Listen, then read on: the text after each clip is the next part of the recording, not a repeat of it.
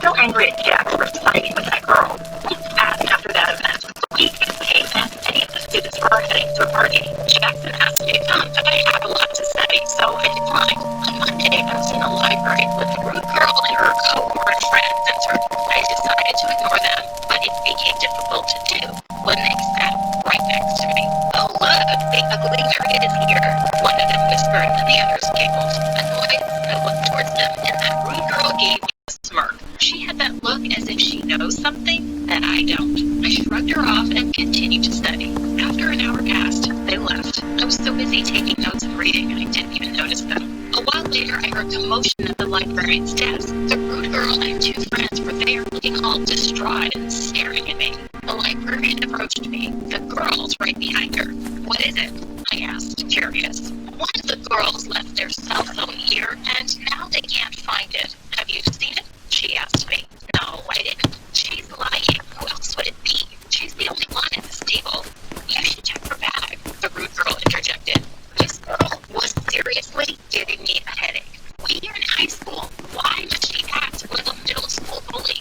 Just to get rid of her, I handed my bag to the librarian.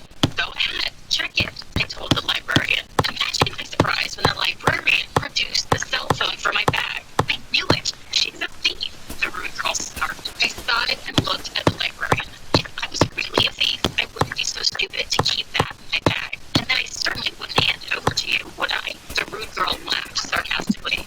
Now that you're caught, you'd say just about anything to get out of the situation. You know this will have serious consequences, the girl said, again with that knowing look. Well, there's one thing she doesn't know. The library has cameras and they work. I have spent many hours studying at this very spot. Why don't we check the tape and find out? I said to the girl. It was such a joy to see the look on her face as her smile disappeared. The librarian, who's known me for a long time, smiled too and headed back towards her desk, speaking to someone on the phone. The rude girl was staring daggers at me, and then she smiled. I know you might have won now, but you'll still lose. I had no time for her pettiness, so I refused to acknowledge her further. A few minutes later, we saw the tape, and there it was. While I was busy studying, one of her friends had slipped the cell phone discreetly in my backpack. Their faces got so red, I feared they might pop a nerve or two. The librarian asked me if I wanted to move the complaint to the higher-ups, but I refused. I just wanted these girls to leave me alone and let me focus on my studies. If I was them, I'd never approach me after such humiliation. And I was right. Weeks passed, and whenever these girls were anywhere near me, they gave me a wide berth. Once I saw the rude girl talking to Jax, but when she saw me walking back to them, she quickly went away. They think she's constantly scared that I might take action against her and get her in trouble. What did she want? I asked Jax after I run off. Nothing. She was just asking for notes. We're in one of the same classes, he replied nonchalantly before changing the subject. Weeks later, I finally had a weekend free and was super excited about it. I texted Jackson, asking him if he wanted to spend the weekend with me. I couldn't help feeling down when Jackson told me that he came down with a fever and would be spending the weekend resting. Well, I'll stay in as well then. You should rest and get better soon. I texted back. Then an idea came to me. Jackson loves the chocolate chip cookies I make. I instantly started working on it, knowing how happy he would be when I took it to him Sunday morning. Just as I placed the cookie batter in the refrigerator, my friend showed up. Come on, this party is going to be fun. Why aren't you coming? My best friend grabbed my hand and jumped up and down, making me smile. I don't know. I don't feel good partying when Jackson is sick. It feels wrong, I answered honestly. You poking around won't help him either. You've been studying so hard for the past couple of days. You deserve a good time, my other friend added.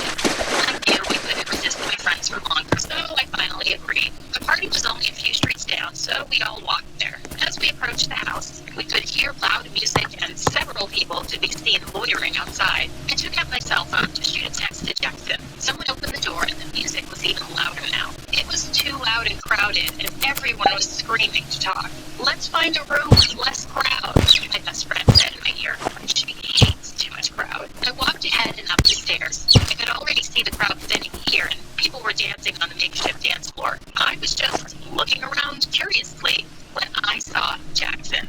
I could feel my blood boiling at the sight. If I don't get out of here, someone is going to get hurt. So I turned around and left the club, my friends close on my heels. I could feel this burning desire for revenge in my body, and I knew I was about to do something that would go really, really bad.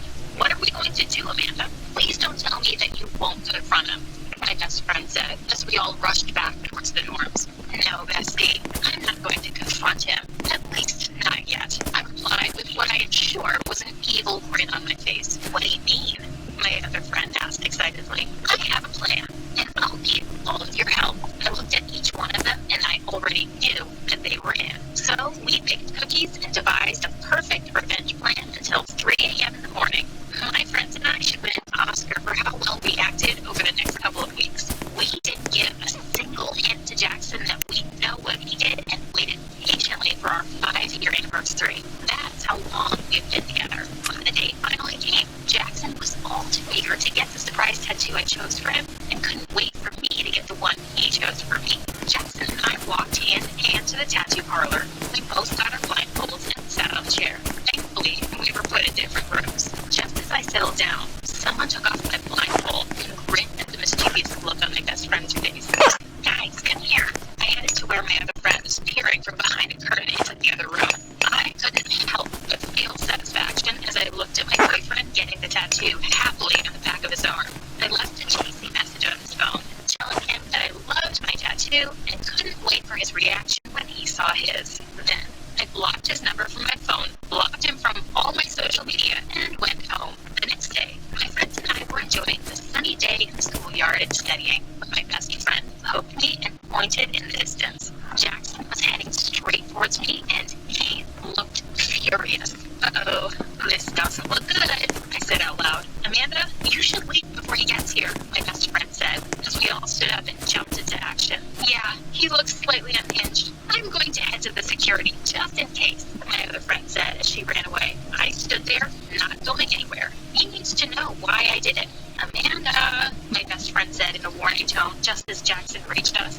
We need to talk in private, Jackson said, and pointed towards a large tree. It's okay, I assured my best friend as I walked towards the tree that concealed us from others. Before I could turn around to face Jackson, he grabbed my shoulders and slammed my back against the tree. I felt the air whooshing out of my lungs with the force. What do you think you're doing? I said breathlessly and tried to get away, but Jackson grabbed my arm so tightly it started hurting.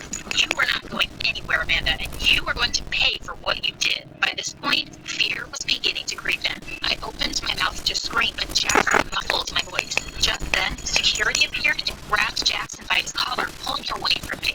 My friends hugged me as they assured me the cops had been called, and I could press assault charges. A few minutes later, the cops arrived. As they were handcuffing him and reading his rights, I glanced towards Jackson one last time. He was wearing his silly, muscle white shirt, and right there on the back of his arm was an ugly picture of a stinking poop, and just below it, as clear as day, were the words, I stink more than this poop.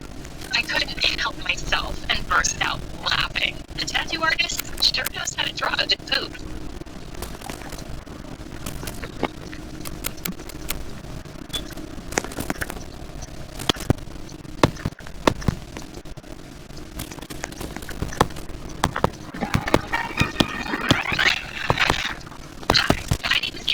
I just turned 19 and I just got married. Unlike most people who get married for love, I've been married for another reason entirely. I married my boyfriend for revenge. Does that sound crazy? Well, when it comes to my new husband Jerry, I love him and I hate him at the same time. Do you ever feel the way I feel? If you do, please click the like and subscribe buttons. Here's my story. To be perfectly honest, the happiest person at my own wedding wasn't the bride. It was my father. He practically forced me to marry because Jerry's rich family was investing in my dad's business that was going bankrupt. It wasn't so bad at first. I really fell in love with Jerry because he's so handsome, charming, and funny. But when I got to know him more, I found out that he had one major flaw. When Jerry declared his love for me in front of our friends and family, my heart fluttered in my chest. I looked lovingly back at him, but at the reception, I heard Jerry flirting with one of my own bridesmaids. You're so lovely, he said. But if we're marrying Cassie, I would marry you. Underneath his charming smile, Jerry was awful. He was such a flirt. I can't believe he was hitting on another girl at his own wedding. But then I caught him staring at another woman while we were doing the conga line. I pushed his hand away from my waist, and then he tripped and fell flat on his face. The party came to an abrupt end because Jerry broke his front teeth. He was in such pain and we had to bring him to the dentist right away. I wanted to comfort him as a proper wife should,